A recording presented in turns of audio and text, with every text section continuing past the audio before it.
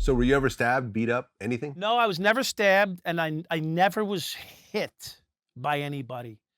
I Yeah, there was some tense moments, and, I did grab somebody by the throat or something, don't I mean, Yeah. I'm not a little guy, I'm 6'1", 190 pounds. I was ripped. I was probably the best shape of my life, which was good, good sh so, Yeah. and wasn't gonna be a one-way dance, so if it's Right. not an easy one, why bother, right? So Well, you get sentenced to 14 years.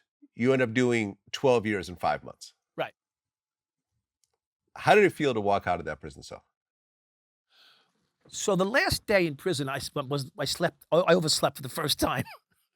So that's really incredible. Like, they had to come wake me up. So if anyone's ever been in prison or left prison, they would know what I'm talking about. Like, they were circling my cell waiting for my shit because when you leave, you don't take your stuff with you. You give it out to guys that you care about, the guys that were good to you, right? My sweatpants, my sneakers, my coffee mugs, all the shit that I acquired, you would give it out. So it's like 7:15 in the morning, usually up at 6. 7:15 in the morning, they're knocking on my cell door. Dowd, you going home today or what?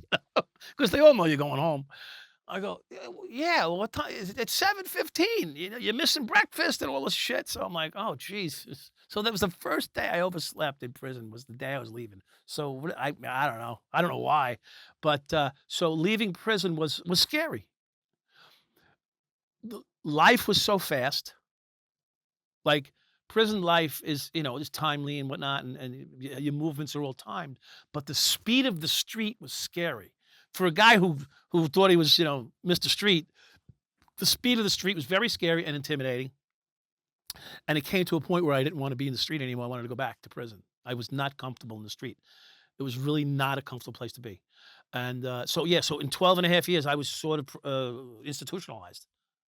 So yeah, and it was sad because I didn't know what to do. It was a new life, and it was scary. It was very scary. And I come out to meet people that were family members and nephews and nieces and stuff that weren't there when I was in prison, and it sort of made me feel like the whole fucking world went on and mine didn't.